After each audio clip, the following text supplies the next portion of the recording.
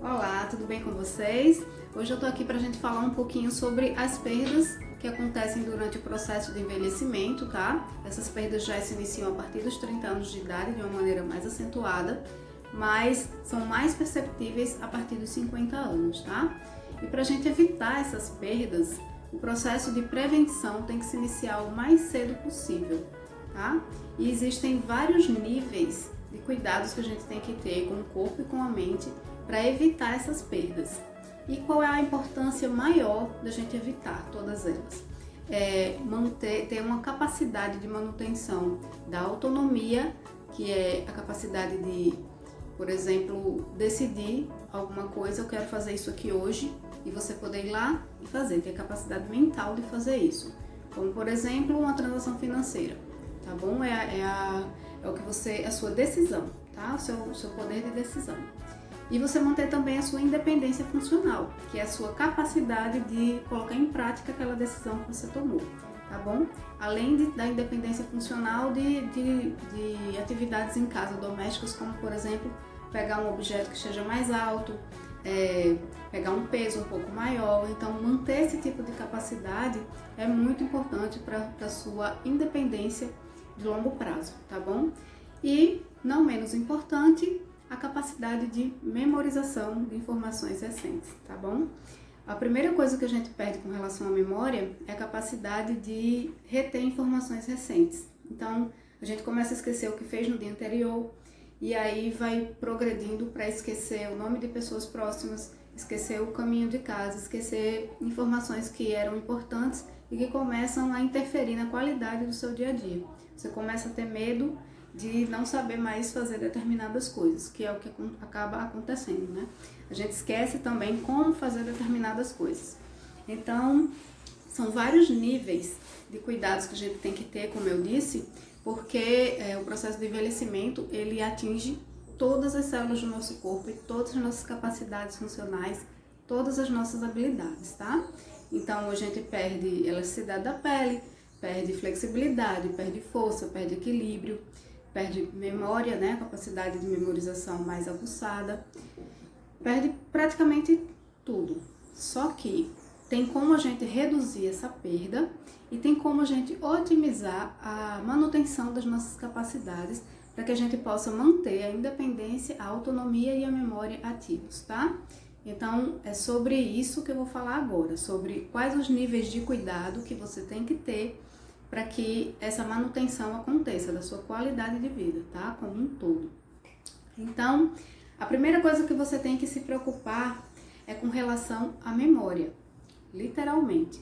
Se você começa a esquecer as coisas, como faz as coisas, não adianta você ter força, não adianta você ter flexibilidade, não adianta nada. Você não vai saber como fazer aquilo quando chegar uma determinada fase da sua vida, tá? Então, a memória é a coisa mais importante que você tem que manter.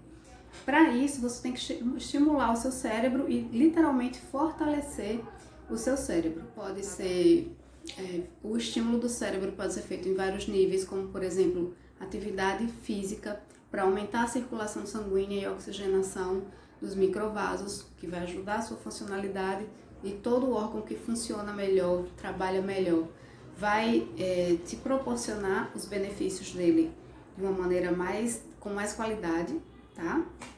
Que no caso do cérebro é a memória. Outra forma de você estimular o cérebro é meditar, para que você faça um descanso das atividades do cérebro. É como se você, durante o dia, se passar o dia inteiro pensando e não tirar um momento para descansar, é como se o cérebro estivesse levando o peso um dia inteiro sem descanso. Se você para meditar, ou para pelo menos para se concentrar em si mesma, na sua respiração, é como se você soltasse esse peso e desse um descanso para o cérebro. E se você der esse descanso, com certeza ele também vai trabalhar melhor, tá bom?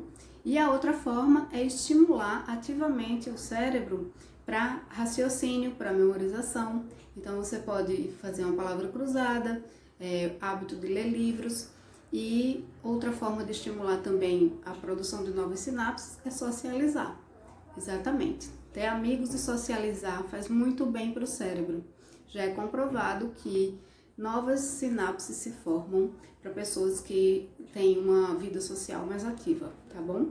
Então, esses cuidados com relação ao cérebro são fundamentais e você pode começar desde já a ativar essas funções de uma maneira mais eficaz para a manutenção da memória a longo prazo, ok? Com relação à funcionalidade motora, né, a capacidade de subir escadas, de sentar e levantar, para não precisar de bengala e nem de ninguém te levando para lugar nenhum, né? Às vezes até para tomar banho, para sentar no vaso precisa de ajuda, de tanta força que a pessoa perde e o equilíbrio também. A manutenção da força muscular é fundamental, não só pela questão da capacidade do músculo de contrair e pegar um peso, mas também para estabilizar as articulações, como por exemplo o joelho. Se você perde muita força muscular, o joelho acaba sofrendo um desgaste e esse desgaste pode levar à artrose. A artrose vai levar a uma dor intensa e essa dor intensa vai limitar você funcionalmente. E isso é super comum de acontecer. Por isso a questão fortalecimento muscular é importante. Quanto antes você começar, melhor. Por que eu estou falando isso? Não só porque um músculo, quando é bem trabalhado constantemente, ele cria uma memória celular. E aí se você parar de treinar e voltar depois, vai ser mais fácil do músculo relembrar e readquirir a força. Não só por isso, mas também porque quando você deixa para trabalhar o fortalecimento do seu músculo depois que já está precisando, depois dos 70 anos, está sentindo que está começando a ter dificuldade até para andar, e aí você começa ao trabalho de fortalecimento nesse momento, depois que já está precisando, não é o ideal, porque o ganho de força muscular a partir desse momento é muito menor. É muito mais difícil você conseguir um resultado de ganho de força após os 70 anos para uma pessoa que foi sedentária a vida toda, tá? E muitas vezes ela não consegue o resultado ideal. Ela consegue algum resultado, mas jamais será a mesma coisa de alguém que passou a vida inteira cuidando da articulação e dos músculos com relação à força e estabilidade, tá bom? Então não deixe o problema se instalar, não deixe para depois dos 70, porque os resultados realmente não serão os mesmos, você vai sofrer bem mais para conseguir manter a sua independência funcional, tá bom? Então esse processo de ganho de força tem que começar o quanto antes, tá?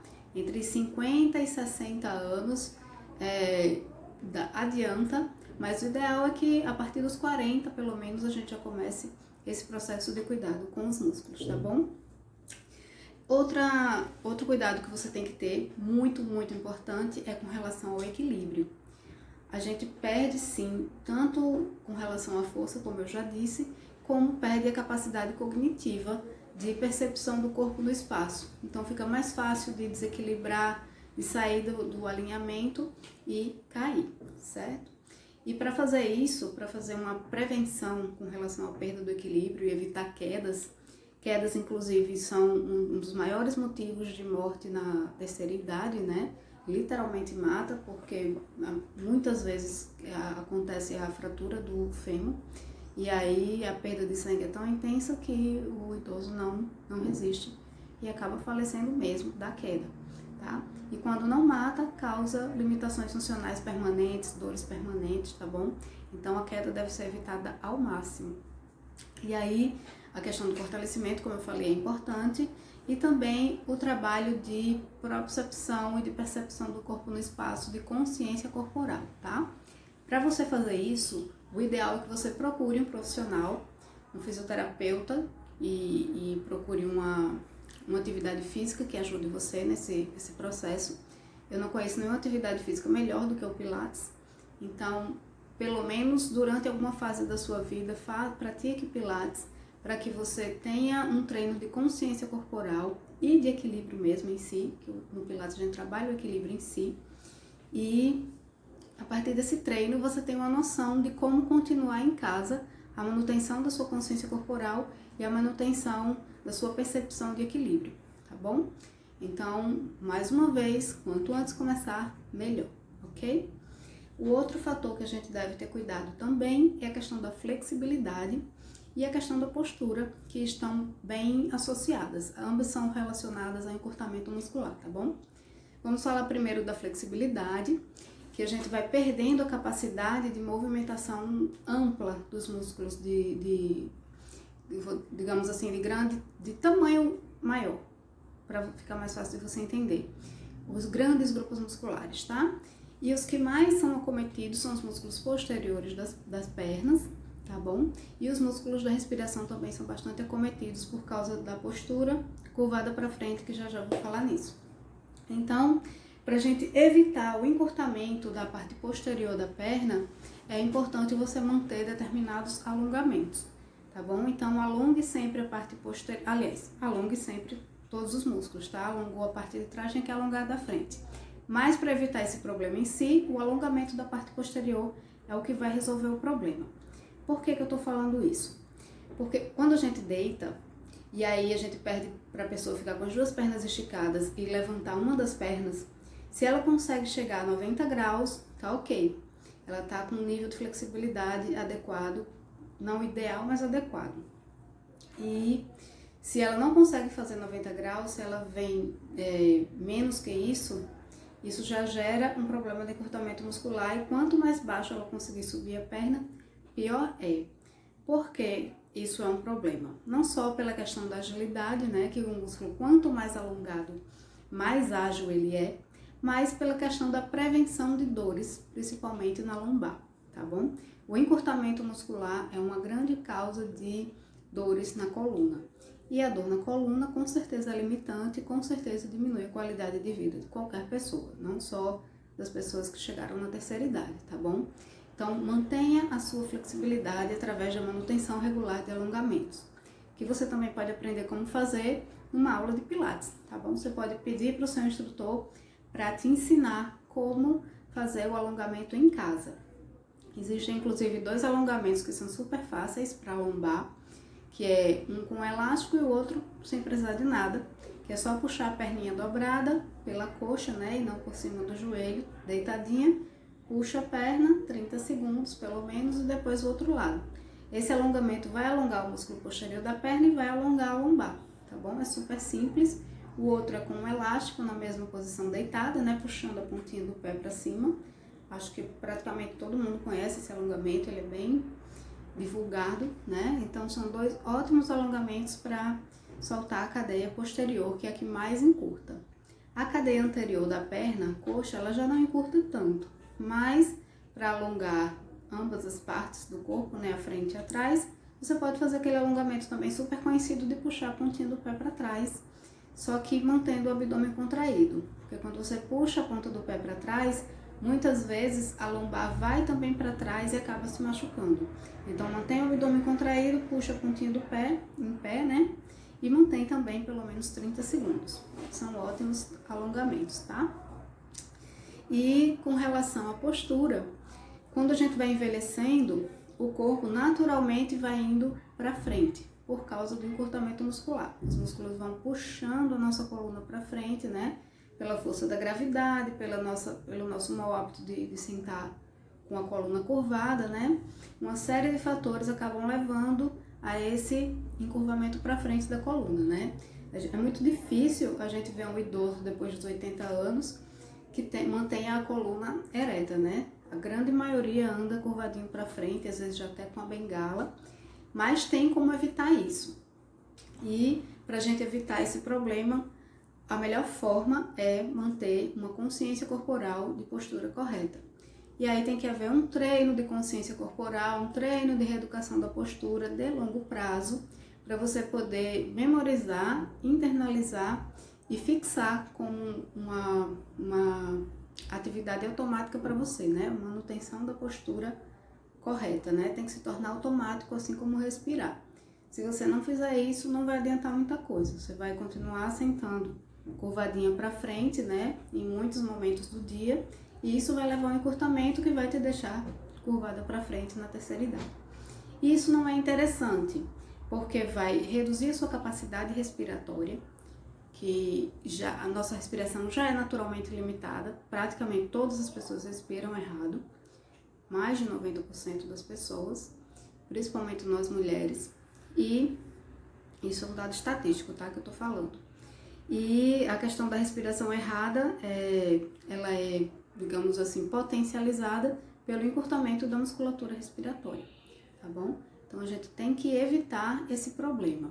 O pulmão ele deve ter a maior expansibilidade possível, né?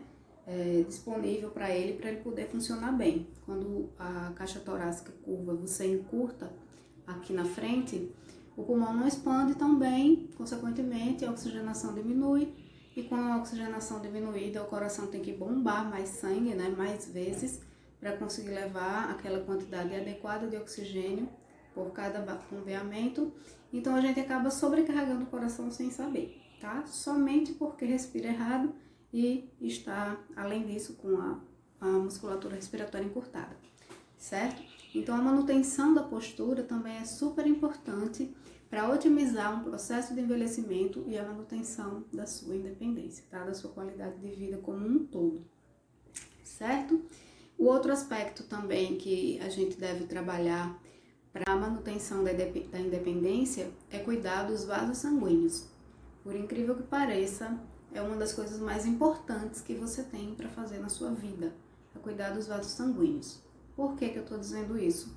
Porque as duas doenças que mais matam no mundo são infarto e AVC. E isso no mundo inteiro realmente, não só no Brasil, tá? São mais de 15 milhões de pessoas por ano que morrem por causa de infarto e AVC. E quando não morre, muitas vezes tem um quadro de superação, né? Consegue sobreviver, mas fica com sequela para o resto da vida. Sequelas essas que muitas vezes levam à dependência física, tá bom? Não consegue mais a coordenação de um lado do corpo, não consegue mais segurar um copo, muitas vezes não consegue mais andar sem ajuda, certo? Então, são problemas que têm que ser trabalhados o máximo possível no sentido de prevenção, tá bom? Porque são muito comuns e cada vez acontecem mais cedo, tá? Acho que a gente está fazendo alguma coisa de muito errado para chegar a um quadro tão alarmante como esse, né? E acredito que isso passa pela alimentação, não é? Porque a nossa alimentação hoje em dia é muito ruim, muito produto industrializado, muita fritura. Com certeza isso atrapalha muito. E o sedentarismo também, né? Então tudo a gente vai de carro, não anda mais de um lugar para o outro, né? O controle remoto, a gente não levanta mais nem do sofá para ir lá desligar a TV e voltar. Então tá tudo muito fácil, muito ali na mão, e a gente acaba diminuindo cada vez mais a nossa atividade física no dia a dia. Principalmente para pessoas sedentárias que não praticam atividade física nenhuma, né? Deixa eu passar. E aí, para cuidar dos vasos sanguíneos também temos que ter cuidados em vários níveis, tá? Praticamente todos os infartos e AVCs são causados por aterosclerose, que é depósito de gordura na parede dos vasos sanguíneos, tá? Que tanto pode acontecer no coração ou no cérebro, quanto ele pode se formar em outro lugar, se soltar e acabar indo parar lá no coração ou no cérebro, tá bom? E aí, pra gente evitar esse tipo de problema, temos que estimular a circulação sanguínea, tá? E evitar o depósito de gordura nos vasos também, tá? Para evitar esse acúmulo de gordura, passa muito pela questão da alimentação, tá? Uma alimentação mais saudável possível. Acho que você está cansado de ouvir falar nisso, né? Evitar fritura, gordura, nananá. Então, para você conseguir esse objetivo, o ideal é você ir a uma nutricionista e acompanhar o máximo possível que ela recomendar especificamente para você, né? Não recomendo que você siga dietas genéricas e tal. O ideal é que você vá a um atendimento personalizado. E a outra forma é literalmente estimular a circulação sanguínea com atividade física, tá? Quanto mais o sangue circula numa determinada velocidade acelerada, digamos assim, melhor. Quanto mais lento ele circula, pior, tá? Aí facilita o depósito da gordura no vaso sanguíneo. Então, estimular a velocidade do bombeamento do sangue, tá? Para conseguir esse benefício, o ideal são exercícios aeróbicos, certo? E o que eu mais recomendo, assim, o mais tranquilo, que vai te dar um benefício e não vai forçar as articulações, é a caminhada. Só que tem muita gente que acha que caminhar é só chegar, caminhar e acabou. Mas não é assim. Existe uma forma correta de caminhar, tanto com relação ao posicionamento do corpo, quanto com relação à velocidade, à distância, o tempo que você caminha, a frequência. Tem uma série de fatores que você tem que levar em consideração para poder obter realmente os benefícios da caminhada, tá? E qualquer dia desses eu vou postar um vídeo aqui só sobre como caminhar corretamente, tá bom? Que é uma atividade ótima e eficaz com relação a esse benefício, mas que tem muitos detalhes que devem ser seguidos, tá? Não é caminhar de qualquer jeito. Além disso, tem a questão do cuidado com as veias, especificamente, tá? Então, por exemplo, colocar as perninhas para cima é muito bom para evitar varizes que causam dores, né, quando começam a se formar, e muito bom para estimular o retorno da circulação para o coração, tá bom? Isso ajuda inclusive o próprio coração, né? Então, criar o hábito de colocar as pernas para cima também é muito bem-vindo no sentido de cuidar dos vasos sanguíneos. Eu também vou postar depois, posteriormente, um vídeo explicando como fazer para estimular da maneira correta o retorno venoso, né? Você vai colocar a perninha para cima, mas tem um tempo específico, tem uma altura específica, e eu vou explicar tudo isso detalhadamente, tá bom? Com relação, para a gente finalizar aqui, com relação aos cuidados com os vasos sanguíneos, a gente deve evitar o máximo possível estresse, ansiedade, raivas e todos os sentimentos negativos que fazem com que os nossos vasos sanguíneos se contraiam, né? Esse tipo de problema pode levar até a hipertensão e problemas associados, né?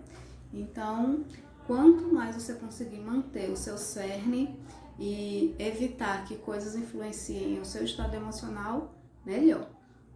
E mais uma vez aqui eu vou recomendar a meditação, né?